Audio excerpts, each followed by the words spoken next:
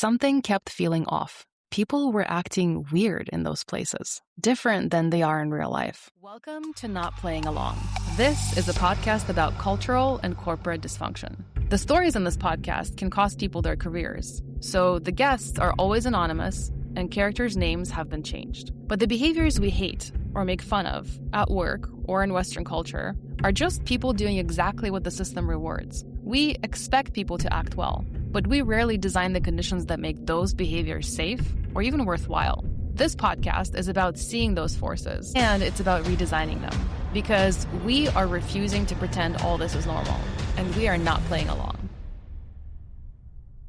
Hello and welcome. In this first episode, I'll introduce myself, explain why I started this podcast, and what not playing along is all about. Nearly 20 years ago, I graduated college, where all I dreamt of was working in one of those tall, beautiful, modern office buildings where everyone wore a suit and came across as someone really important. One day, I would have the privilege of being allocated a seat in one of those coveted corporate places. Then I too would wear a suit, have important conversations, and make big decisions that changed people's lives for the better, as I thought. I was googly-eyed and bushy-tailed. Many of us get sold on this dream of changing the world through even a small role in corporate.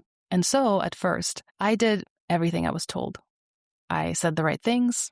I didn't say the wrong things. I advanced really fast through the ranks. I got my MBA. I went on to management consulting. I got pulled into roles that so many others only dream of, like working directly with the C-suites of the largest Fortune 100 companies you can think of, helping them answer big questions like what the future should look like. I felt powerful, important, but often incredibly unhappy. Something kept feeling off. People were acting weird in those places, different than they are in real life. It's like they put on a show, wore a mask, made up strange rules that don't make sense. You could be judged and even denied a job opportunity if you wore too bright of a color or expressed physical individuality in any way outside of what was standard. I saw that if you use the right language, you can hurt someone at work publicly and be praised nevertheless.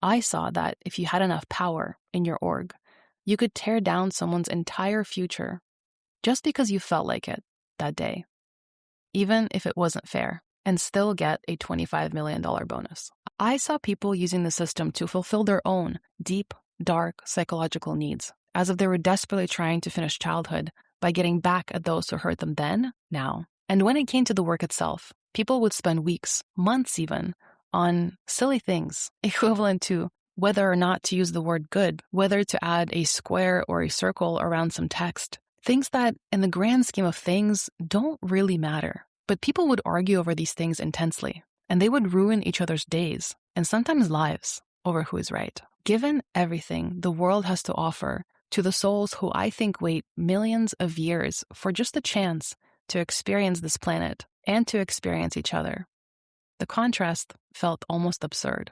It made me sick to my stomach, because at work, in the place where we spend most of our time here on Earth, we've accepted and normalized so many silly and often atrocious dynamics, and we've convinced ourselves that's just how work works. Little by little, my bushy tail was starting to droop.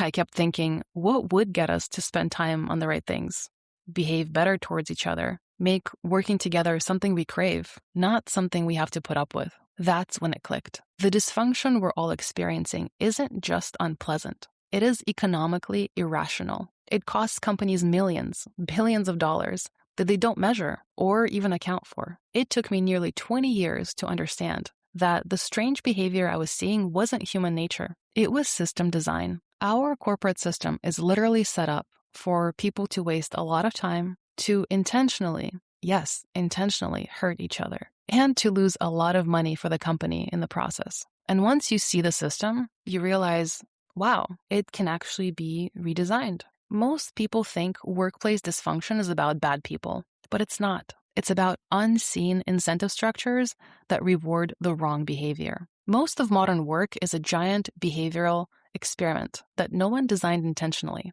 And yet millions of people are spending their lives inside of it. And no one is stopping to ask, is this actually the best way for humans to spend time and to work together?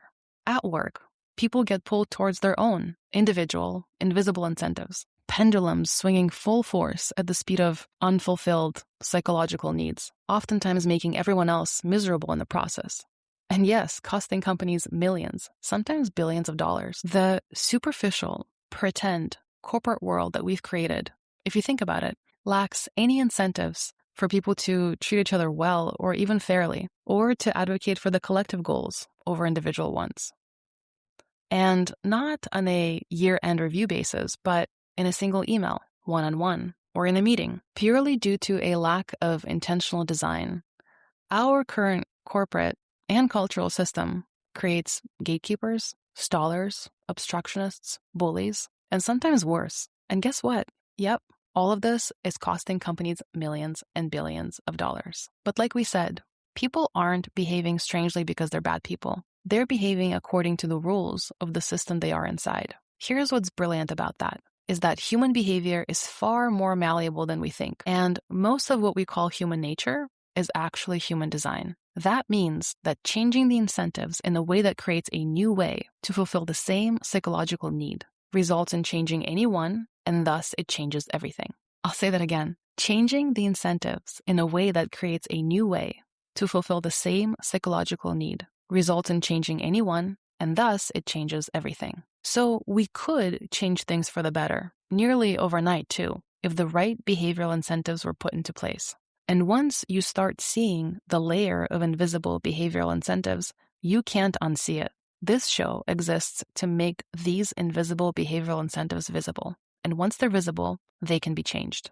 I'll let you in on a secret. I have a deeper motivation underneath all of this. Beyond showing how the new, better behaviors actually translate into making companies a lot more money, beyond creating work environments we crave to be in, beyond having a huge impact on culture and on mental health, I think humans get a brief window of consciousness on this planet, and we are spending too much of it navigating systems that reward the worst parts of ourselves. What would work and life look like if these systems rewarded the best parts instead? This podcast is not just about corporate dysfunction, and it's not just about business. It's about how humans are choosing to spend their lives. In every episode of this show, we do 3 things. Number 1, we give your story a voice, anonymously. In it, we highlight a dysfunctional pattern everyone recognizes. Number 2, we expose the invisible incentives creating the dysfunctional pattern in that story. And number 3, we show what would change if the incentive changed. I cannot wait to hear and dissect your story. I'm Adri Delor, and this is Not Playing Along. Send us your story or come on the podcast anonymously. Ask for help with your situation. Sponsor the podcast. You can do all those things on notplayingalong.com. And if this episode landed for you, if it named something you've been feeling, please share it. Send it to someone you know, someone in your Slack, your DMs, your executive circle, the people who need to hear it.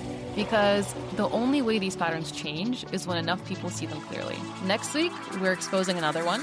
Until then, keep questioning what's normal. I'm Adri Delor, and this is Not Playing Along.